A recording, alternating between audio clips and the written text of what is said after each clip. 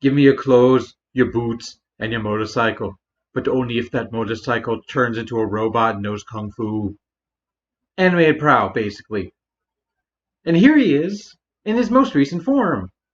In the Legacy Evolution line. Spoiler, he's really good. So yes, we're actually getting it just TF animated. That was the good times. That was probably the last cartoon I even watched a little bit of, Transformers-wise. 2007. Jeez, I think I was starting high school then. Finished in 2011, yeah. That timeline sounds a bit right. At the same time, the movies were starting. It was a good time, in theory. Animated, though, was good. I only saw maybe a couple episodes. It looked good, and it had a really good Prowl design. Like, this is really cool. Like, if we just take a look at his animation model, you can see they basically nailed most of it. Sure, his wheels aren't as gray, they're black, and some of his gold has turned to this kind of beige color. But I want to say, like, even the kibble sort of is in the right spot to vaguely look like the show model. So, well done there. The only issue I have is actually the face. That's the only part of it they've tried to G1, and it doesn't really work compared to his Transformers Chinimated version. Like, it's just the proportions. Like, the glasses are too thick. They're more, honestly, like aviators. And his chin is just not chinny enough. Chin chin charoo. And his badge head crest is again a bit too thick. But, I guess I can deal with it. I didn't hate the changes done to Legacy Dragon Megatron, although he's over there on top of my Xbox only ever in Dragon mode, so I don't look at that face anymore. But this one, I guess I'm going to have to deal with. Because this toy is something else, I'll tell you. Very clean. Surprisingly, like, very low kibble. Like, sure, you got the seat of the motorcycle. I'm going to put Prowl away. You good, sir? Can go for now. Like, really? There isn't any kibble. Like, these are, echoing his design in the show. Although they do have handlebars on them, which is... But other than that, you could fold down his seat if you want to claim that's kibble, but keep it up. It's almost like it's basically kibble free. And you know what that means? Weapon storage integration. It's kind of obvious that they're weapons because they don't match the other color. I might actually go in with a bit of gold paint to try and get them... Whoa! To be more accurate to the gold paint on the figure. Because they do stick out as kind of bland and kind of dull, unfortunately. That's something I can change myself if I want to. I think I have gold paint. It's been a long time since I painted a figure. Let's get into articulation. His head is on a ball joint. Unlike the last review, great range! Gee, he can look everywhere. Like, so much range. Like more range than one needs in a neck joint. And if you want to go even further, you can use the transformation joint for him to look so far up, his neck is probably dislocated or just broken. Shoulders, very nice range. Universal joint, go all the way out. You get a bicep swivel. Deep, 90 degrees. And his wrist, locks in place, so I wouldn't count that as posability. He's got a waist swivel, nice and free. Due to the transformation, he even has a bit of an ab crunch. That's so rare to see in modern figures nowadays that aren't third party. And we'll get to that at the end of the review. But yeah, he can crunch a little bit, or if you want to keep that as a default position, he can arc his back. Actually, not really, because it's straight. So yeah, it's a crunch. Hips, very nice, all the way around. Like, look at that. That is amazing on just a universal joint. So much range. Outwards, beyond full Van Damme. Like, Jesus. That is incredible. Got a thigh swivel, very nice. His knee kind of locks in place there, but you can get so much knee bend. Like, as Vangelis likes to comment on, the proportions of thigh to shin make that look like a lot is happening. I don't know why I'm shouting out Vangelis in a bit. He's never going to watch this. I don't know. You've got this joint, which I don't even know what part of the body is moving, but it doesn't look like it's comfortable. And you've got a ball jointed ankle with so much range, and his foot is just a flat plank, so he has very good standing base. And I bet the question everyone's wondering is, can he actually still do Kung Fu? Well, you're goddamn right he can do Kung Fu. Although, it's hard to find a center of balance. But once you do, he stands still. Doesn't go anywhere. Just like my career. Also, look how meta I am. Editing a video while filming a video. Whee! And this is what I look at while I'm streaming. Or sitting here. I did a room tour a long time ago. It was one of my first videos. If you want me to do another one, let me know. His chi is like max, yo. now let's talk about his accessories.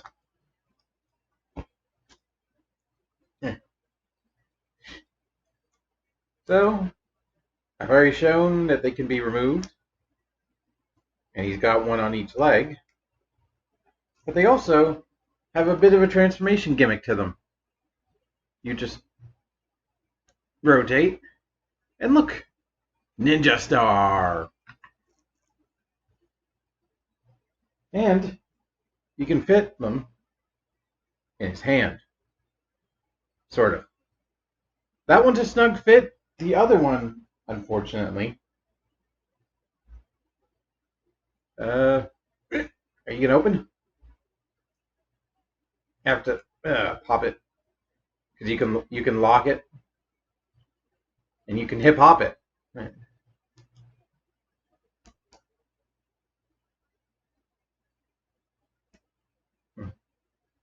Yeah, you just twist it. His other hand, while sculpted to hold it, doesn't really do it all that well, at least on mine. Because it's also molded with a 5mm port for, regular weapons. Because it kind of just...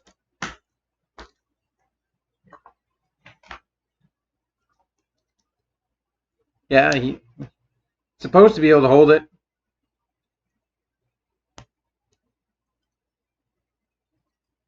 Nope. Do I have any? Here, I have a shitty gun. No. And then, fuck off. So, size comparison. I know this isn't the right bulkhead, but this is the only bulkhead I have. Here's the Prime Universe bulkhead. They're close. He knew a bulkhead. And let's go with every Prowl I have. We got Siege. This is the only G1 Prowl I have. Now that's a shame. Yeah. RID. I'm trying to remember the timeline. RID 2001. Ooh, I need a new version of. Either the same toy or a modern take. And the weakest of the gene pool, the weakest in the Prowl family, Energon Prowl. There you go. But now, we can transform him.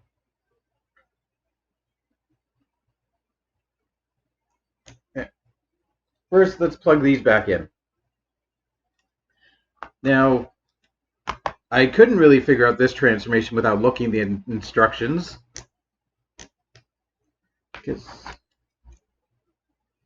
Well, there are many different ways to transform a motorcycle into a robot, or a robot into a motorcycle. So, it wasn't immediately obvious to me, but it's fairly simple. We'll start by folding up the head. So he's flying like an Iron Man. And I'm just gonna, now we'll save the seat for later. Cross his hands. And we're gonna take his motorcycle. Actually, which one? That one. No, that way. Yes. Gonna fold his chest all the way out. And hilariously, he pulls a Rekgar with his head right where you'd be looking, with the odometer and other dials right there. So we're going to hinge down, and you can fold these back after you fold the hands in. And they're just going to tab together and form his light bar, which I didn't even realize he had one until I transformed him the first time and went, wait, he has a light bar? Because it's on the back of his arms, and I kind of just missed it. So you take this leg, rotate this way, and we're going to put that up and leave that for a second. And take this one, rotate this way. And this knee pad is supposed to tab into the arms like that, but like in reality, there's no real friction there to hold it in place. But you also take the foot and fold it all the way up like that, and we're going to take this opportunity to lower the kickstand, because it gets harder to do it the further you go. So that's the back half of the motorcycle. I'm going to take these long panels, rotate the handlebars, so when we fold it all up, it ends up in the right position, and it tabs in to the foot right there. And second one, do the same thing, but also forget a step. And it tabs in. Now we're going to take the front leg and just kind of bend it until the foot kind of just slots in right there. And you have to bend the knee. Actually, yeah, bend the knee as well as just sort of cram it in there. It's not the smoothest, but once you get it right, you'll know you got it right.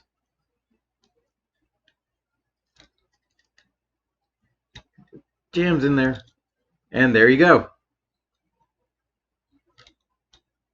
Let's see. Yep.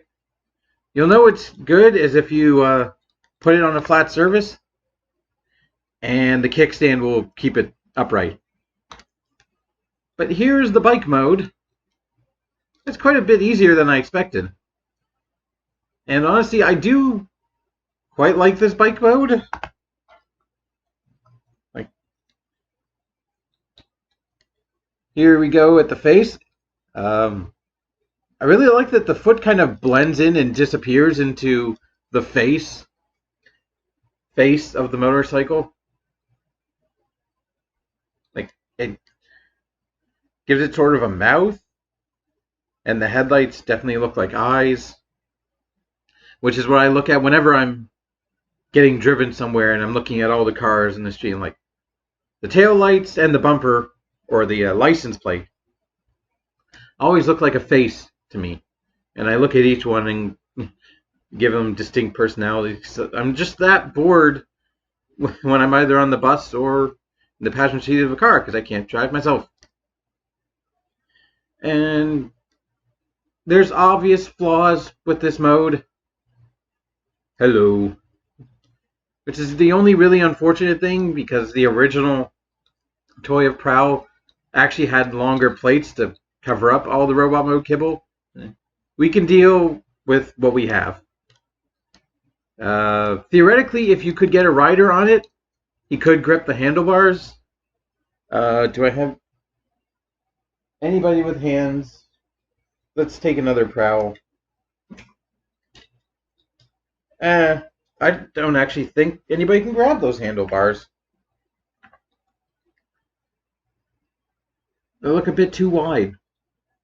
But he does have a useless port in front of his gas tank, which I imagine would be good weapon storage in robot mode, but in vehicle mode, it kind of doesn't work. And I want to say that's about it.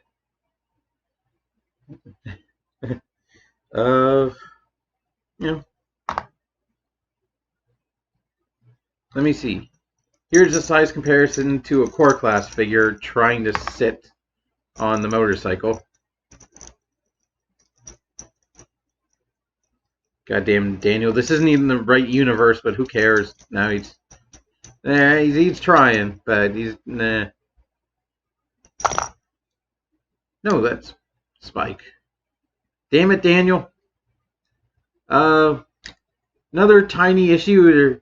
The arms don't really peg together very well until there's more stuff kind of not even actually holding them in place. They just, yep, there you go. They just don't really want to tab in.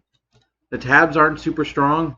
His wheels will roll decently, and we're not going to show that because he can't keep himself standing upright because he's a motorcycle.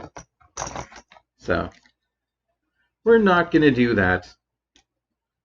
But I guess I need more filler, so we're going to do some size comparisons right now.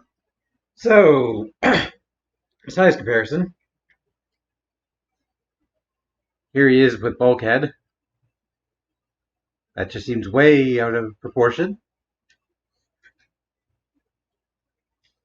Prowl. Prowl.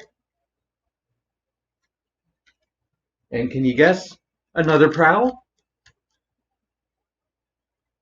And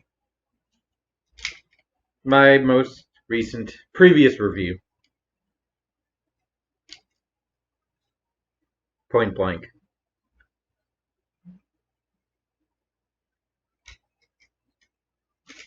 So overall, I like this toy quite a bit.